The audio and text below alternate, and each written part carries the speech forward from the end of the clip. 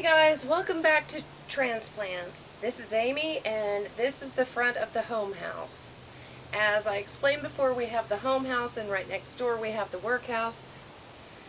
We are now going to do Amy's garden tour part 2. I guess we will start up here at the front. There is a bed in between the porch and the sidewalk here that's always been here, and the hippie had the cannas, and every fall I take those cannas and cut them by half, and I keep moving them, I give them away, and I just want them in the background here. So in order to keep them from filling up the bed, I have to dig half of them up every fall.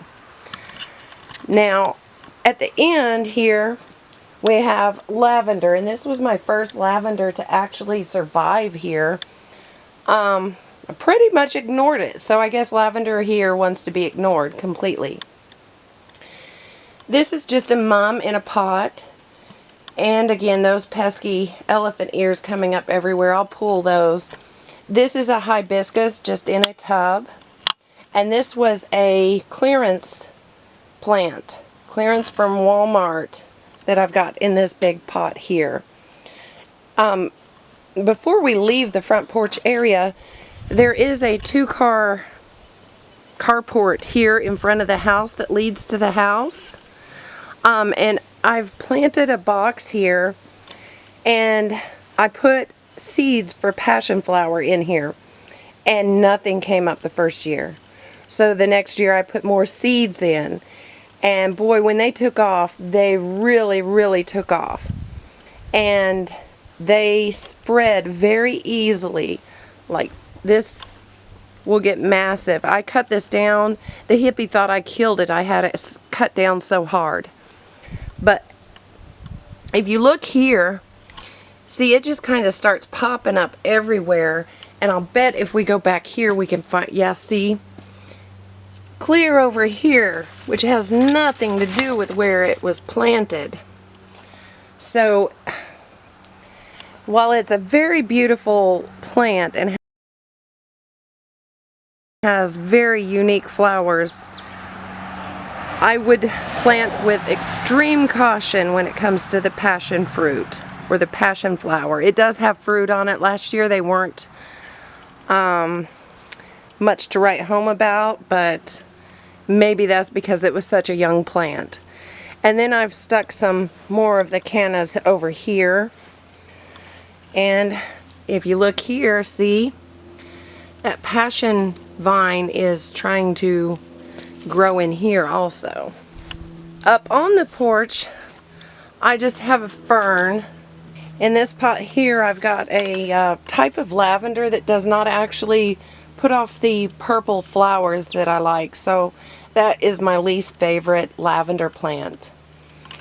And this here, in the front pot, this is actually tea leaf, as in a tea leaf tree. So I put it in this pot to grow up a bit. I do realize it's a tree, and when it gets bigger to where I feel like it might sustain itself a little better, I will transplant that somewhere into the yard. And this is tarragon. Up here in the cauldron baskets, I just put some pansies in there for the spring. I was really eager to see something with color, but as you can see, they're kind of dying back. It's been really hot and dry here, so it's been very hard to maintain some plants, I tell you that. And this is some sage, and on the other side I have a different type of sage. In this big pretty pot here, where you remember I had elderberry growing in this pot, I had to get something to fill that, and this is Russian wormwood. So that's wormwood. It's actually going to get, I expect it to get like 3 feet tall. So that ought to be very pretty. And this is just butterfly bush and a pot with the mums. And this rose bush, I just recently cut it down really hard, but it will come back with a vengeance. I usually have to trim this one back or it will take over the whole front garden. I usually cut it about 3 times a summer.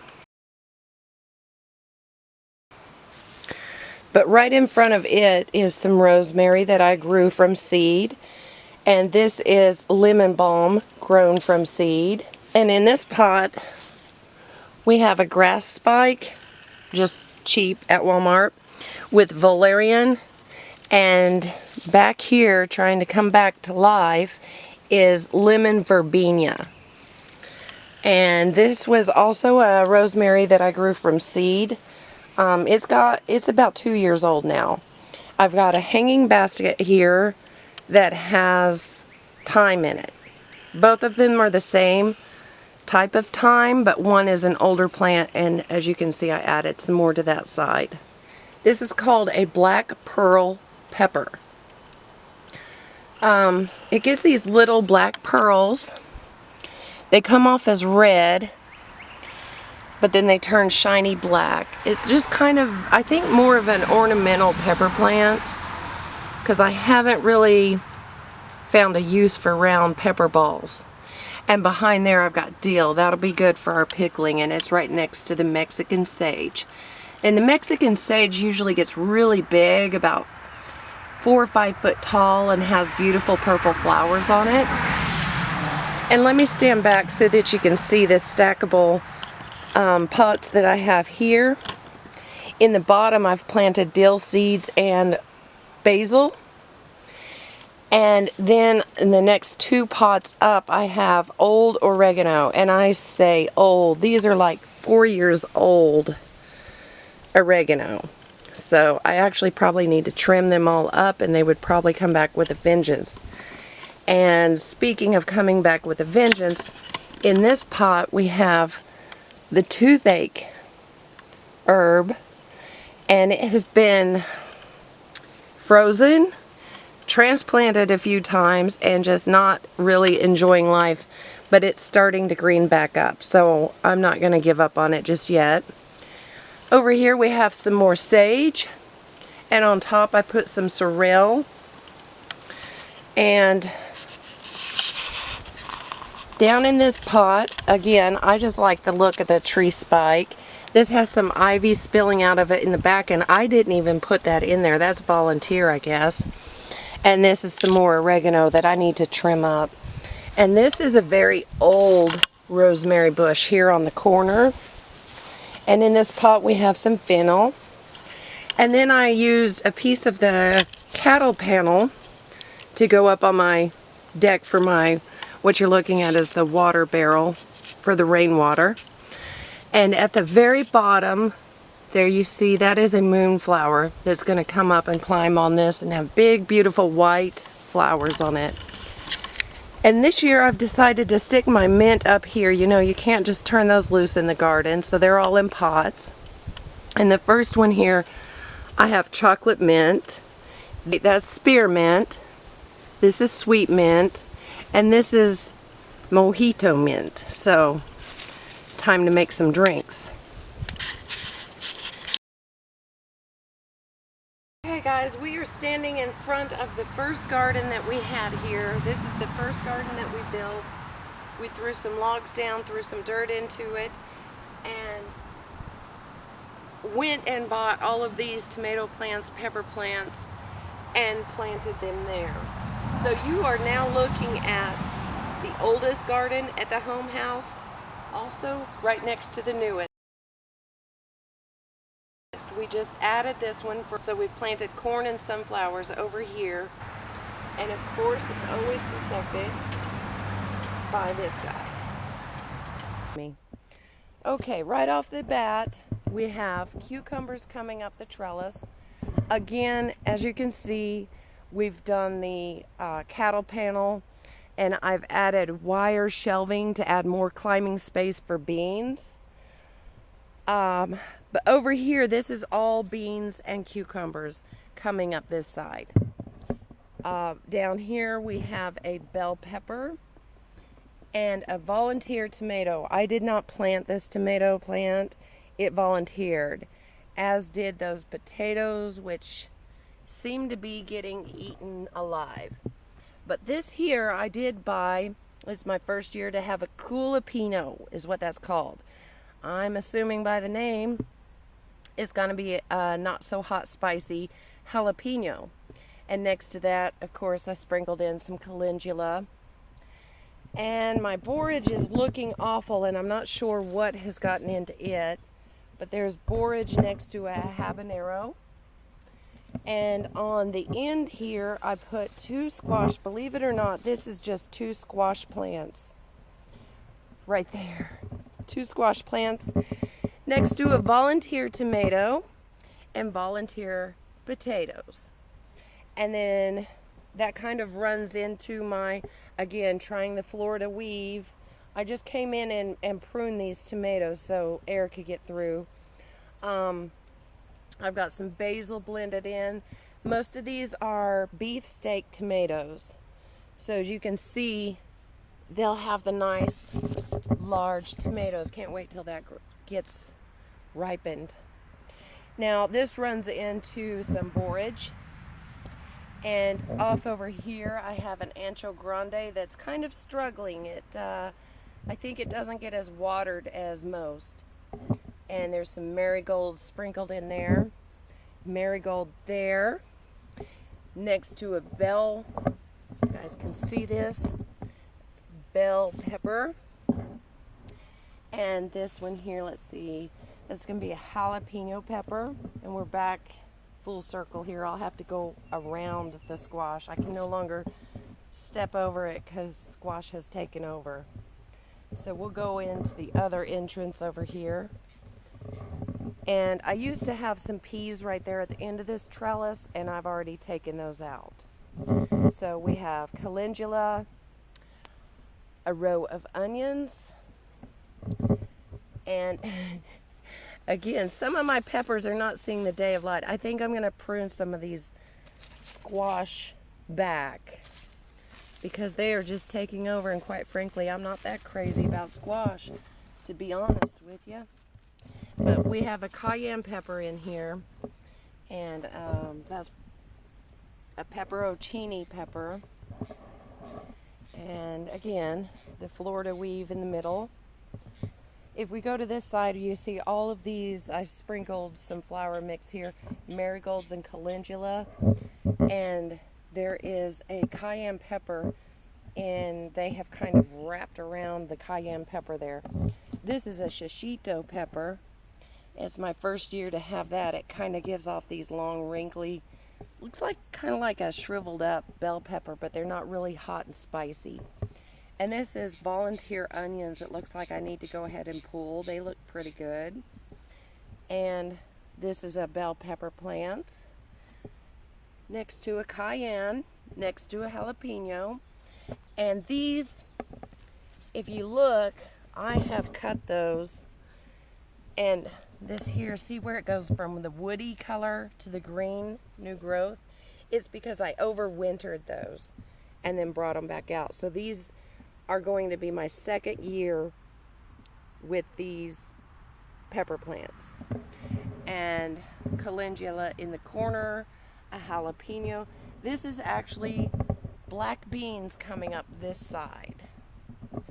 This is supposed to be a jigsaw, but as you can see from the leaves, it looks like a regular jalapeno, so I'm not sure about that one. And here we have a cayenne, and this other end of the trellis, we have cucumbers and trail of tear beans and some Kentucky Wonder green beans up here. And I pulled some carrots from here already. And we're back at the marigold. And looks like I put a sweet banana pepper right here next to my Florida weave of tomatoes. Okay guys, here it is. The new cornfield, if you will.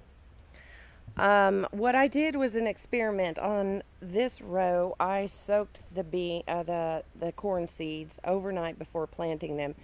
They all came up, and then I had planted 2 rows of them over here of just dry corn. Did not soak them, and they did not come up. So in thinning this aisle out, I spread them over here.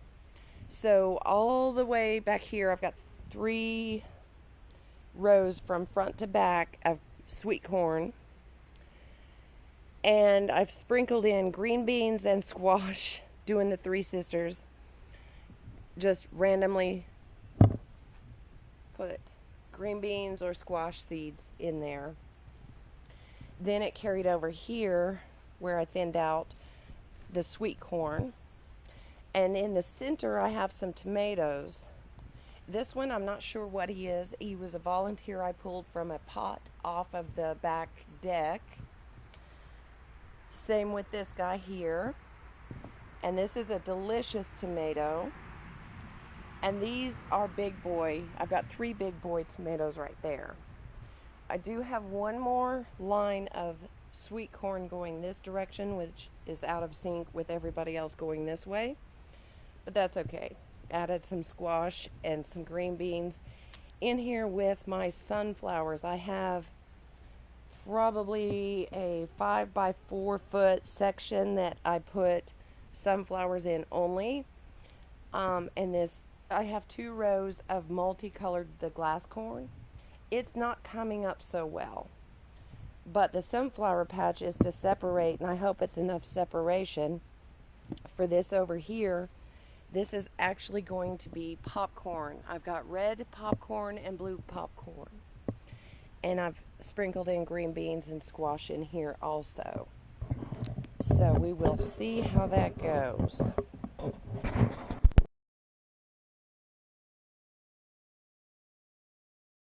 It has been a long day of recording for this garden tour. This is a continuation of Amy's garden tour part 2, and I would think that it would be nice if we could do garden tours at least once a month, because so much changes in the gardens. For instance, this one right behind me, we're directly behind the home house right now. This used to be covered in wasabi radish. I've already pulled beets out of here. A lot of the different varieties of lettuces I've already pulled out of there. And so many different things that have already come and gone. Like, the gardens are so different from one month to the next. However, we'll see how that goes. Right now, what I would like to do is take you on a tour of the very back garden here that is right up against our home house, and show you the new garden that we added underneath the willow tree. So come along with me.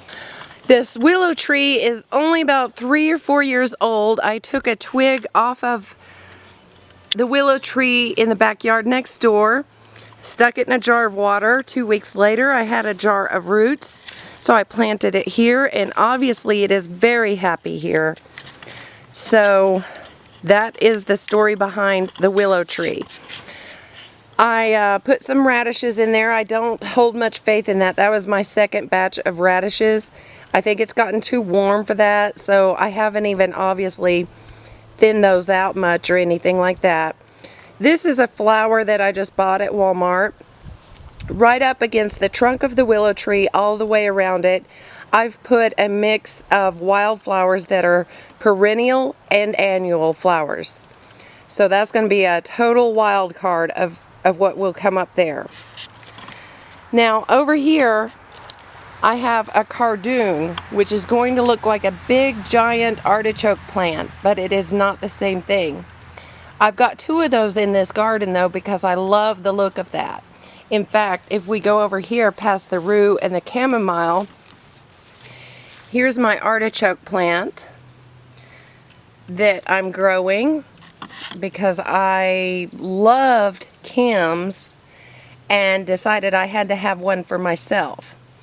And then I discovered the cardoon looks pretty much like it. So there's the story with that. If we come around here, you'll see I've got some lavender planted and some really tiny bergamot right now because I planted that from seed.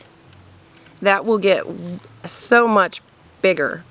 And this here is stinging nettle, also grown from seed, next to some feverfew and some burdock sprinkled in there. All that's from seed.